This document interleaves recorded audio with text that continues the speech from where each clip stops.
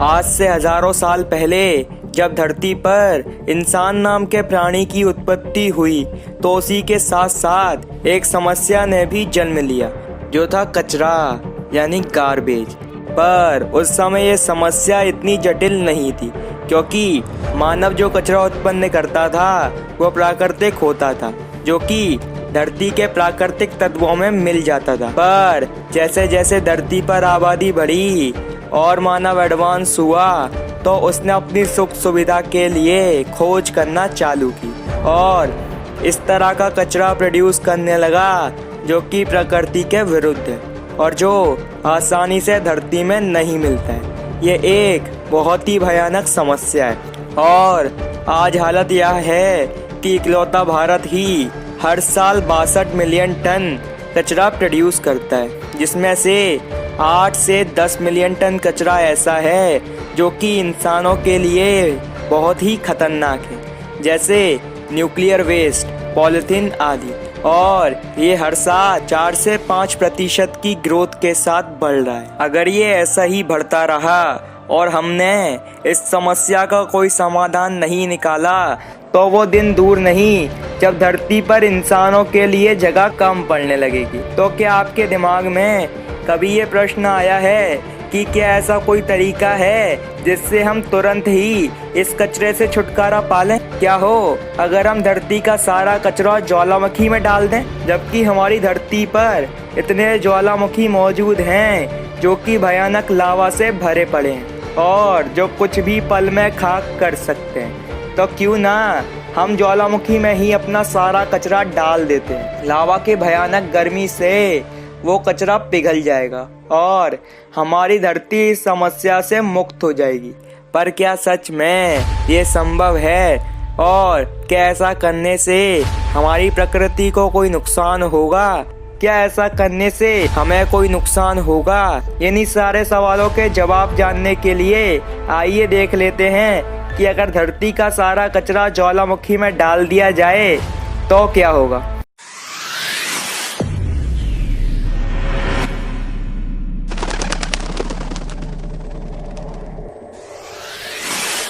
कचरे को ज्वालामुखी में डालने के लिए सबसे पहले जो समस्या आएगी वो है कि एक सक्रिय यानी एक्टिव वोल्केनो को ढूंढना। असल में वोल्केनो को 3 कैटेगरीज में बांटा जाता है। पहला है एक्टिव, यानी जिन ज्वालामुखी में समय समय पर विस्फोट होता रहता है। दूसरा है एक्सटिंक्ट, यानी वो ज्वालामुखी जो लुप्त यानी मर चुके हैं और वो फिर कभी भी नहीं फटेंगे।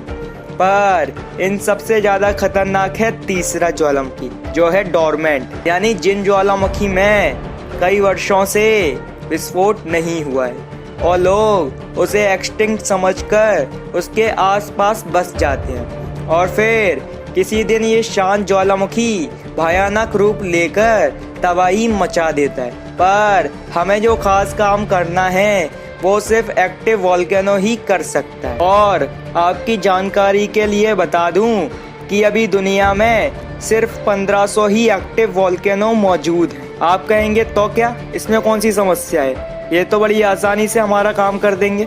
दरअसल जैसे ही हम वोल्केनो का नाम सुनते हैं हमारे दिमाग में ये पिक्चर आती है जिसमें एक चट्टान में से फटकर लावा निकल रहा होता है, इज़न्ट इट? पर हमें इस काम के लिए ऐसा वोल्केनो चाहिए जिसमें से निकलने वाला लावा कम गाढ़ा हो और धीरे धीरे निकलकर आगे की तरफ फैले ताकि हमारा कचरा पिघल जाए, जिसे शील्ड वोल्केनो कहते हैं। पर आप कहेंगे शील्ड वोल्केनो ही क्यों? दरअसल अगर इसमें से निकलने वाला लावा ज़्यादा गाढ़ा होगा और जब हमारा इतना वॉल्यूम में कचरा पिघलेगा और लावा में मिलेगा तो वो और गाढ़ा हो जाएगा और इसके कारण वो फटकर इतने प्रेशर से ज्वालामुखी के बाहर नहीं आ पाएगा। और अगर ऐसा हुआ तो जो धरती का प्रेशर है वो रिलीज नहीं हो पाएगा, जिसके बहुत भयानक परिणाम हो सकते हैं, जैसे अर्थक्वेक, इतने भयंकर भूकंप आएंगे जिससे सब तहस नहस हो सकता है। चलो फिर भी मान लीजिए हमारी किस्मत अच्छी हुई और हमें जैसा चाहिए था वैसा एक एक्टिव वॉल्केनो मिल भी गया, तो भी जैसे नाम से ही पता चल रहा है कि ये सक्रिय है, तो जाहिर सी बात है इसके आसपास कईयों मीलों तक इंसानों का नामो निशान भी नहीं होगा। और जब इंसान ही नहीं है तो इन ज्वालामुखियों से कनेक्टिविटी भी इतनी सहज नहीं है। हमें अपना सारा कचरा वहां तक पहुंचाना ही एक बहुत बड़ी समस्या है, जो कि हमें इकोनॉमिकली बहुत महंगा पड़ सकता है। पर चलिए ट्रांसपोर्टेशन कॉस्ट छोड़िए, मान लेते हैं हमने जैसे तैसे एक बहुत बड़ा हेलीकॉप्टर बना लिया है जो कि हमारा सारा कचरा लेकर वहां तक पहुंच भी गया जहां वो वॉल्केनो मौजूद है, तो क्या इससे हमारा काम हो जाएगा? जी नहीं। दरअसल लावा के बहुत गर्म होने के बावजूद भी हर मटेरियल को नहीं पिघला सकता।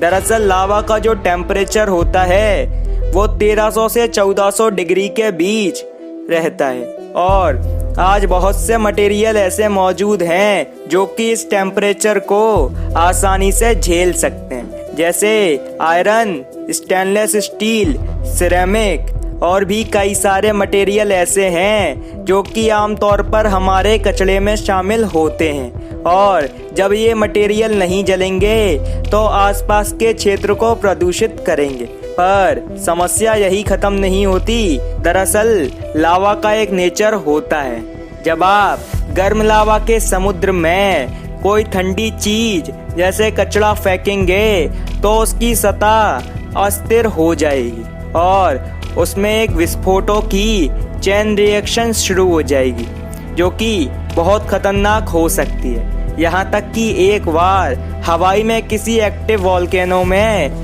उसके आसपास की कुछ छोटी चट्टानें गिर गई थी, जिसने लावा को 85 मीटर तक हवा में उछाला था।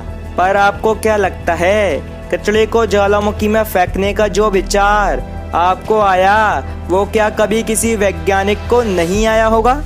2002 में इथियोपियन रिसर्चर की एक टीम ने इस कल्पना को हकीकत में बदलने की कोशिश करी।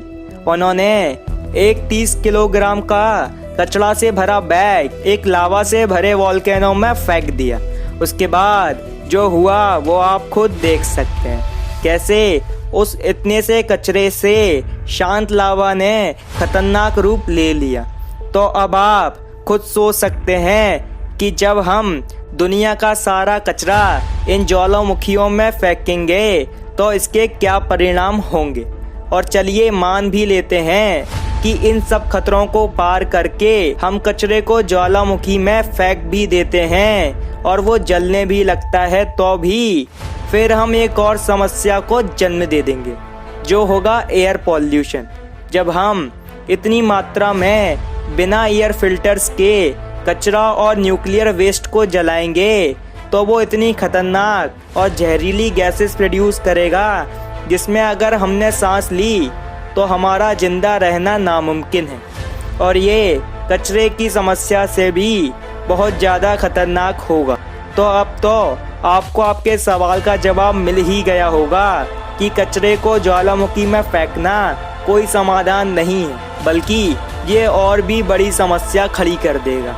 इससे अच्छा तो हम कचरे को रिसाइकल करना शुरू करें, और अगर कचरा जलाना भी पड़े तो ऐसी जगह जलाएं जिससे निकलने वाली एनर्जी को हम किसी फॉर्म में रीयूज कर सकें। आशा है आपको यह वीडियो पसंद आई होगी, और यहाँ तक देखा है तो प्लीज़ लाइक एंड शेयर के बटन को भी दबा दें। मैं मिलता हूँ आपसे अगली ऐसी ही एक इंटरेस्टिंग और नॉलेजेबल वीडियो में। तब तक के लिए गुड बाय।